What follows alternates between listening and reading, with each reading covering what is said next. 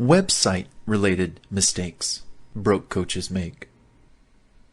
Not knowing how to properly manage your domain names, especially if you lost it, or your webmaster ran off leaving you high and dry without the login codes.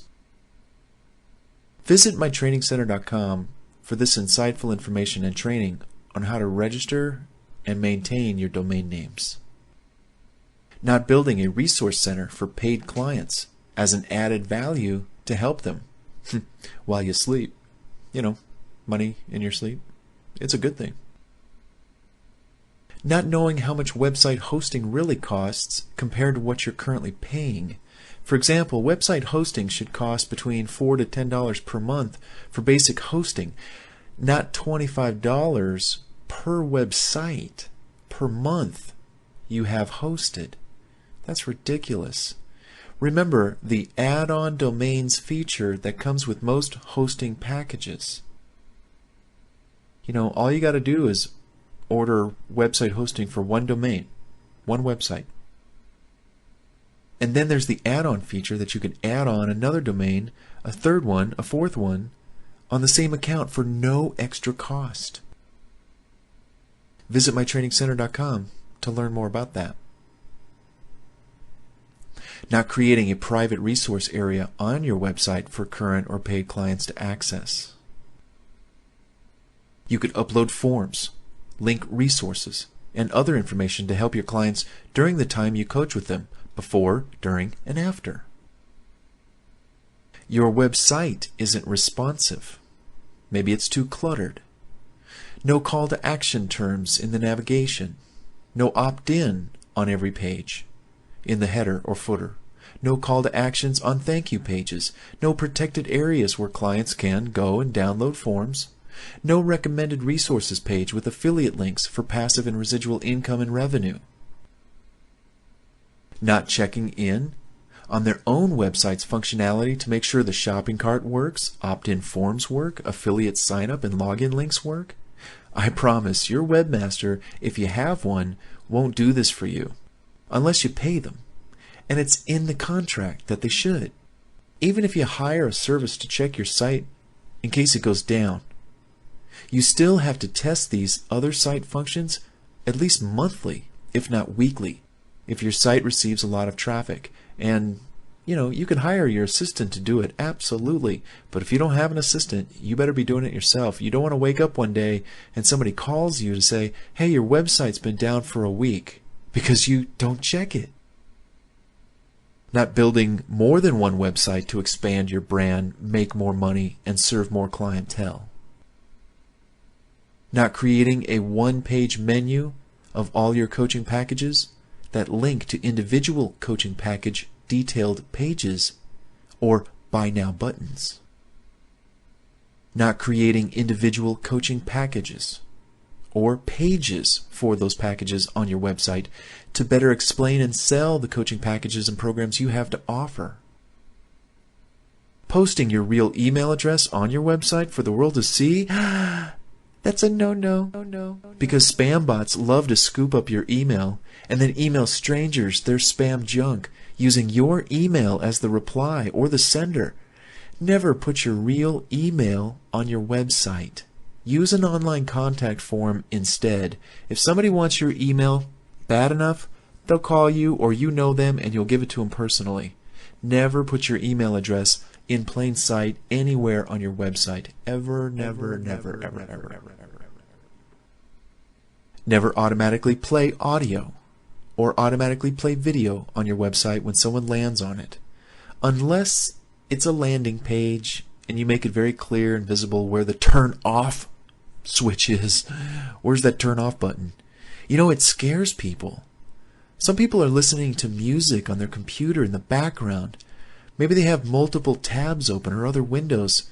The last thing you need is for them to miss the first 30 seconds or 15 seconds of your presentation because they're struggling to find the pause button or the volume or to turn on the volume because the volume wasn't turned on. And let people initiate the play function on their own. Poor website navigation. Too many options up top, too many drop-down menu items, not making it clear where they should go. The best coaching sites have the fewest navigation options. Keep it simple. One door through the front is all that's required. And maybe a couple windows. But you never see a house with like 14 doors, do you? No. Get them to take one bite of you first on your website. Chew on this. And then lead them to other doorways and other options based on their needs and questions you might ask them. Sounds like a survey. So you've come to my coaching website, you want to work with me? Great, fill out this survey first. I don't even want to talk to you until you filled out the survey. Because once you fill out the survey, I'll know what I'm dealing with and I can best direct you to where you got to go. Poorly written web page sales copy, small headlines, small text, large and lengthy paragraphs that just go on and on without a break for maybe an image to be in its place or maybe a large headline breaking up multiple paragraphs. Failing to put a phone number and address in several easy-to-find locations. If you want to be called, you might put your phone number in the header and in the footer, as well as on the contact page and other pages. For example, on your About Us page, at the very bottom, after people get done reading about you, they're probably excited, they want to call you. Don't make them find the contact link to find the contact page to find your phone number on the contact page, which is like 3 steps later. No. Put your phone number right there at the bottom of the About page. Hey, you just read about us? You want to hear from us? We'd like to hear from you. Give us a call. Broken links and broken images on your website. Nothing's more embarrassing and shows you don't care about the details as having broken links and images on your website. You know, it's almost like you're not even there. You're like an absent homeowner. Your house is falling apart and you're not there to fix it up, clean it up. I don't think I want to coach with you. That's what they're saying. Not getting with the times regarding your website design.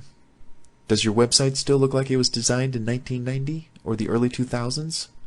How about the photography, the stock image photos on your website? How do those people look in those websites? Do they look like they're 1970s? I mean 80s? I mean 90s? I mean 2000? Exactly. It's time to revamp and update.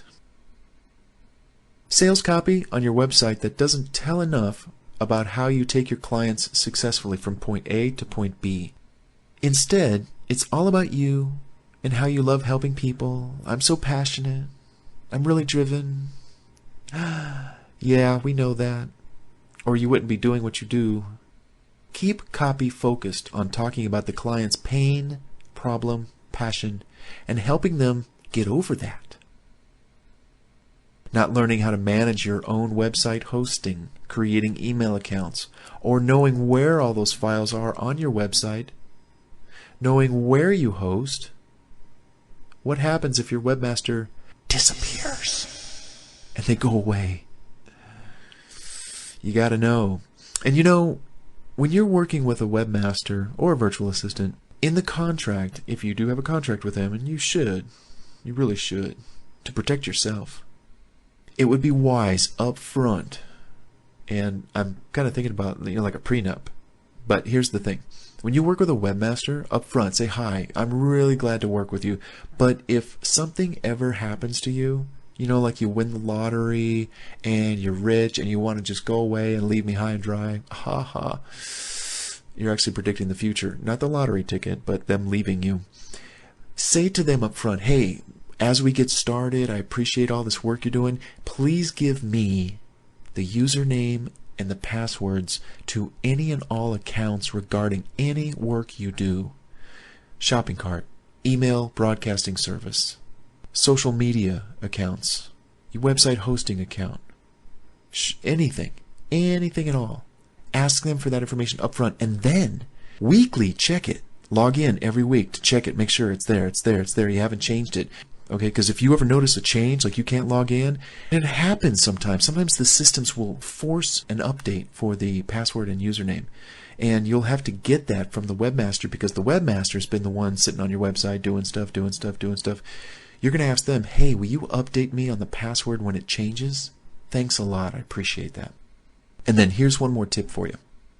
When you create these accounts and your webmaster or your virtual assistant is going to be monitoring them and using them on your behalf, make sure that the email account is set up to do two things. The email account that's used to set up these accounts, it is an email alias or email forward account. Okay, and what I mean by that is the email is set up to forward email to you and to the webmaster or the virtual assistant.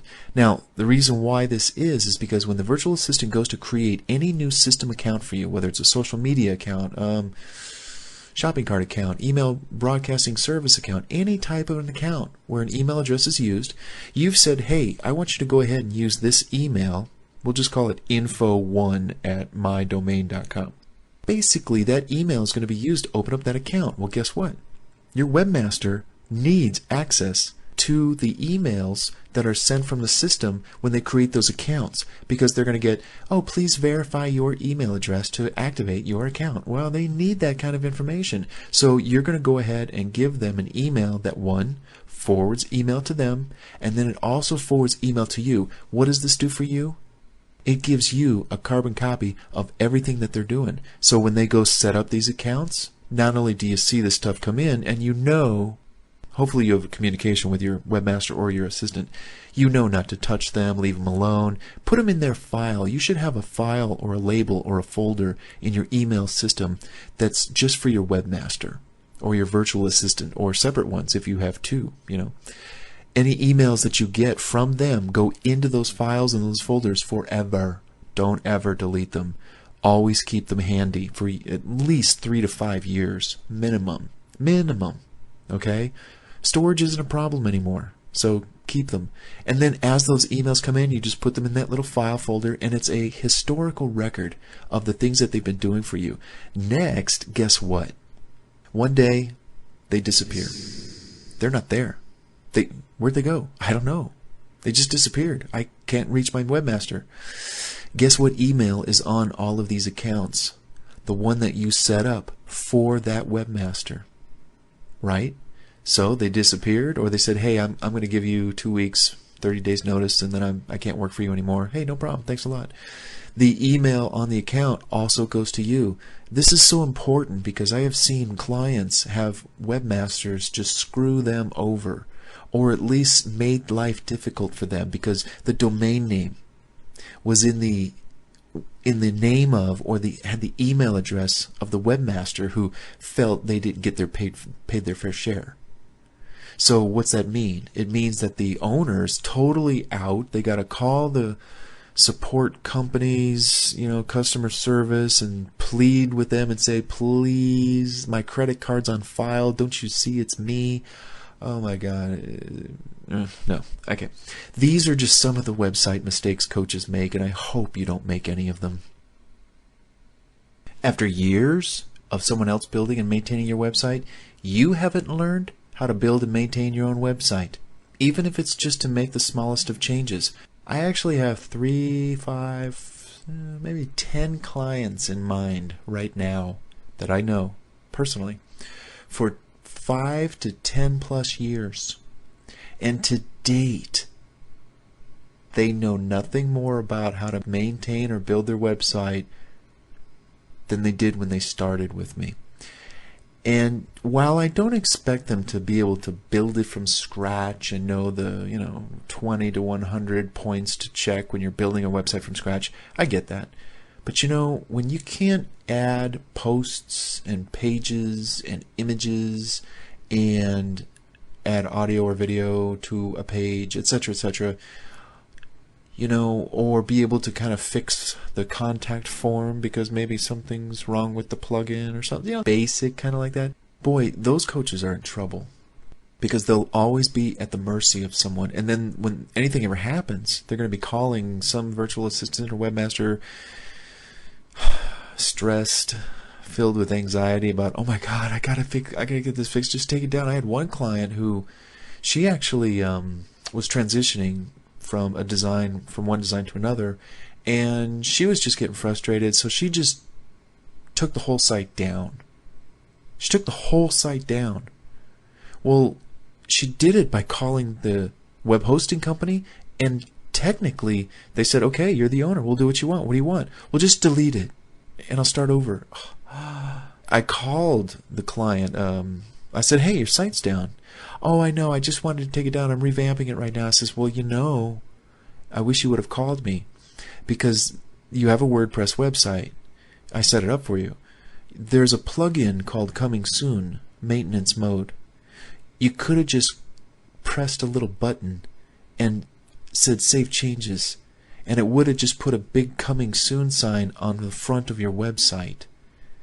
In that manner, all those pages and images that you had worked on and I had worked on with you, they would have been saved for export into the new website at the new hosting company where you're going.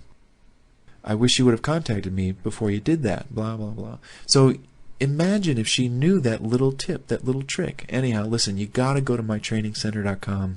I've got a ton of videos and training tutorials all about web mastery and maintaining your website and WordPress plugins. Arm yourself, educate yourself, so that you don't fall victim to these website-related mistakes that broke coaches make. And even rich coaches, too. They're not immune. Okay, let's continue to the next section in this audio program on Rich Coach, Broke Coach.